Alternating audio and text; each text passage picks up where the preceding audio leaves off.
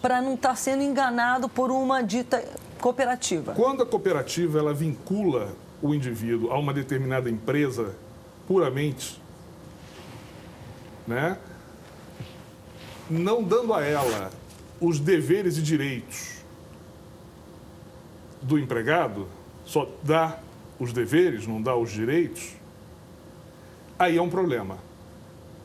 Essa cooperativa é uma cooperativa que explora.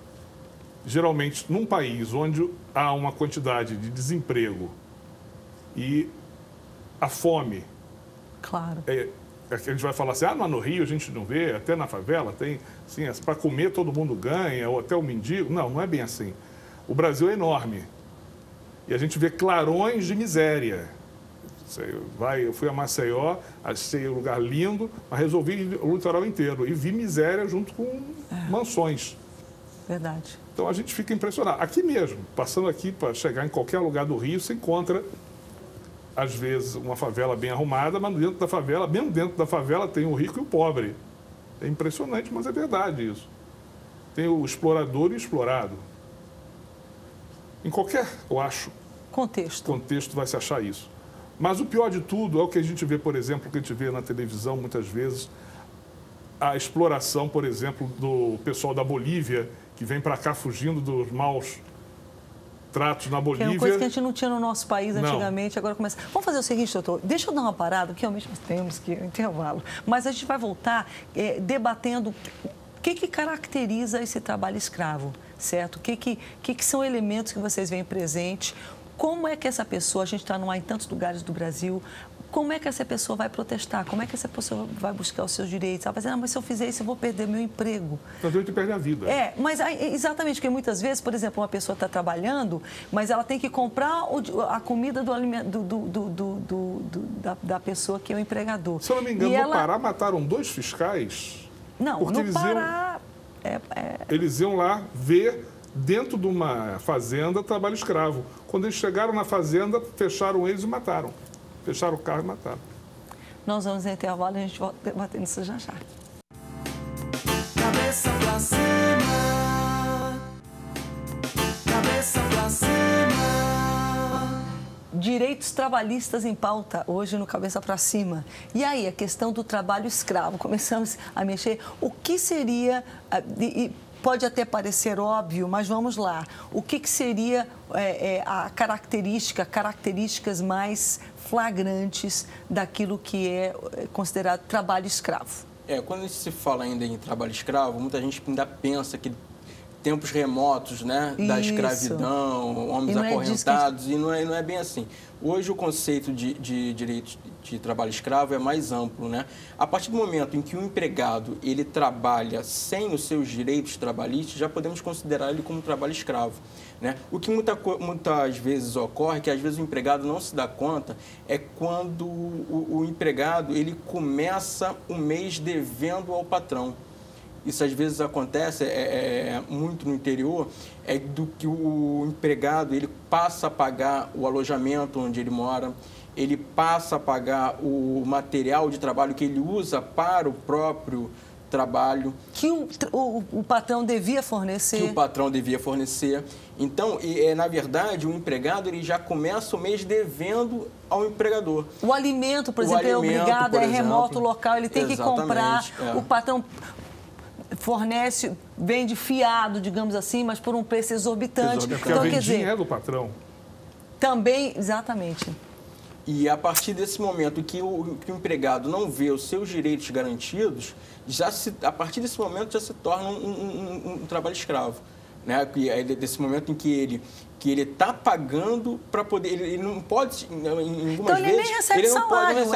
Ele está vivendo de uma maneira, às vezes, muito péssima, num alojamento inadequado, comendo o mínimo que ele precisa para sobreviver, tendo que ele mesmo fornecer as ferramentas para trabalhar. E eternamente endividado. E ele, às vezes, quem recorrer? Para quem reclamar?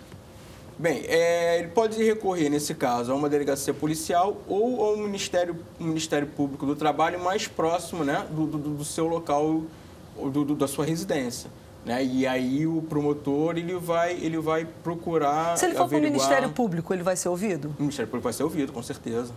Ou AB, sei lá, qualquer lugar. Qualquer O órgão, problema OAB, é o ele acesso, pode porque como você mesmo falou, geralmente esses lugares são remotos. Às vezes nem tão remotos. Por exemplo, quando eu estava falando do centro de São Paulo, bolivianos explorando bolivianos. Eles trazem para cá, corte e costura, ficam lá trabalhando, e é o que eles falaram outro dia numa entrevista, é melhor do que estar na Bolívia. E tipo, no caso deles, se eles estão aqui ilegais, eles vão reclamar como? Exatamente, vai ser devolvido. E lá a situação lá deles, às vezes, é pior. Aqui ainda sobra algum para ele ir ali comer uma pizza requentada no bar da esquina e assim vai. Às vezes, dentro da cidade tem o trabalho escravo. Entendi. Porque ele não tem nem a quem reclamar. Ou porque é longe, ou porque está ilegalmente no país. E às vezes não é só boliviano, não. Às vezes é alguém de outro estado que está chegando e se vê realmente numa situação muito premente e se submete. Não, mas eu digo isso porque as pessoas fazem isso. Há muita gente do Brasil também sai daqui e vai para fora. E a primeira coisa que se faz quando o camarada chega lá é tirar o passaporte dele. E aí ele não sabe o que fazer. Como é que ele volta se ele não tem passaporte? Não conhece a língua. Não conhece a língua. Dificulta imensamente. E aí são as escravas brancas, são os jogadores de futebol que saem daqui menores de idade, são largados lá porque não são aproveitados. Entendi. Tudo isso caracteriza, de certo modo, não, caracteriza o trabalho escravo.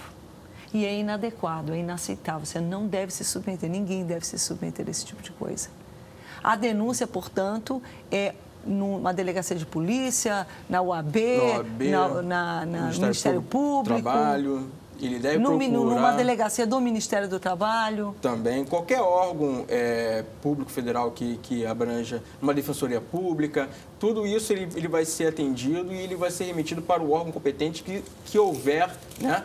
Se houver na sua localidade. Eu espero não colocá-los agora numa saia justa, mas, e às vezes até uma questão de opinião, mas está sendo debatido no Congresso uma proposta para diminuir a jornada de trabalho no Brasil. Como é que os senhores veem isso? É positivo para o trabalhador? A gente sabe que eles estão alegando isso, não, vai abrir mais vagas de emprego porque tem menos pessoas trabalhando, então vai dividir. É isso mesmo? Como é que vocês veem isso? Bem, eu vejo um lado positivo, né? Eu vejo como de uma forma positiva a diminuição da carga de jornada para 40 horas de trabalho semanais. Porque, veja bem, infelizmente, o nosso mercado de trabalho, ele não consegue acompanhar um número de população que entra para o mercado de trabalho. Então, nós temos que abrir o maior número de vagas possível para que esses novos jovens, esses novos trabalhadores consigam ser inseridos no mercado de trabalho. Então, uma das formas que isso possa ocorrer é justamente com a diminuição da carga horária do trabalho. Então, a partir desse momento, vai haver necessidade que, para que haja a complementação daquele trabalho, haja necessidade de mais um empregado para poder... Mas aí é que está. Você acha que isso vai acontecer? Sinceramente, doutor, eu penso um pouco diferente do senhor. Eu não acho que isso vai acontecer. Porque eu acho que a carga tributária é tão grande em cima do empregador que simplesmente a gente vai ter que se virar com menos. Com certeza. Agora, isso vai afetar a economia no sentido de uma retração e não de um encorajamento. Está entendendo? Eu acho que o governo tinha que abrir novas frentes de trabalho. Não adianta você reduzir, né? Pela lei, você está entendendo o tipo da coisa? Por que eu digo isso? Porque eu acho assim, o nosso país, ele tem que trabalhar mais, não trabalhar menos. Eu acho que o conceito nosso... Nós temos uma tutela muito grande. Obrigam o empregador a tutelar demais. E, às vezes, o empregador começa a entrar na ilegalidade, às vezes, por necessidade. E até o empregado aceita aquele tipo de coisa, vira até um sócio, entre aspas, da empresa, quando a empresa é pequena, porque senão ele se vê desempregado e a empresa quebra. Se a gente vê em pequena empresa, mas muito mesmo. E, às vezes, o empregado é bom, ele... Mas pode defender o seu não, exatamente, porque... complementar meu ponto de vista. É porque, na verdade, é o seguinte... Essa lei da redução da jornada de trabalho, ela deve vir acompanhada com uma série de normas que venham a permitir ao empregador, na diminuição da carga tributária, também para a contratação desse novo empregado. Entendeu? Porque é isso que a gente quer ver. A visualização do legislador, quando ele deu essa ideia da diminuição da carga horária, é justamente para isso. Olha só, nós temos que colocar na formalidade esse empregador que hoje está na informalidade. Como que nós vamos... É humanamente impossível. Mas, doutor, a criação... aí é que está. Essa regulamentação, é isso que me preocupa, porque a gente vê a lei. Eu concordo. Se houver, se sinalizar objetivamente, claramente, de cara, ainda. Mas se não houver essa sinalização, simplesmente, meramente reduzir, eu, sinceramente, eu acho que o tiro vai sair pela culatra no nosso tem país. Que partir da vontade do Congresso Nacional, né? O povo, nós temos que exigir isso do Congresso Nacional, né? Que essa lei venha acompanhada de outras normas que dêem garantia ao empregador de fazer essa contratação da qual o legislador está pensando em que vai ocorrer. Você está entendendo? Se Exatamente, do jeito com que certeza. ele não tá segurando o tranco, ele não está pagando, está quebrando, já vai diminuir. O que vai acontecer? Então, se a intenção é fazer esse empregador sair da informalidade ou da ilegalidade até o empregador e pagar, então tem que haver uma sinalização muito, muito clara com regulamentação. Acho que hoje... Mas nós já estamos falando num papo aqui meio... Vamos lá. Eu acho que hoje o trabalho, ele é mal remunerado, né? Concordo. Mas também ele é mal qualificado. O trabalhador é mal qualificado, ele não é treinado, por falta, inclusive, de instrução, né? O Brasil é um país de muitas universidades, de poucas escolas técnicas. Eu acho que tinha que ser bem ao contrário. A gente vê isso está começando, eu acho, a melhorar, né? A mudar. E eu vejo Então, a gente, quando começa a ver o indivíduo não é treinado para fazer o básico, todo mundo quer ser doutor. E nós somos um país de doutores, garis, doutores, frentistas, doutores, motoristas de táxi. Nós somos um país em que todo mundo é doutor. Estamos imitando os Estados Unidos. O cara entra lá na faculdade, joga basquete o dia inteiro e se forma. Aí você vai ver graduado em não sei o quê. Dá uma graduação. É um país de doutores. Aí acabou o período dele de jogar basquete. Mas no Brasil, acho que foi-se o dia em que simplesmente, meramente, o diploma, porque antigamente o diploma já garantia de certo modo... Qualificava. Hoje não. Mas mesmo assim, nós precisamos de qualificação, por exemplo, né? Aqui, por exemplo, dos cameraman. E, às vezes, o camarada aprende aqui no Brasil na base da... Você faltou um, assume aqui, você já viu. Vai, e pá... Né? Talvez no Rio não seja assim, mas eu garanto que em algum lugar onde tem a TV é assim.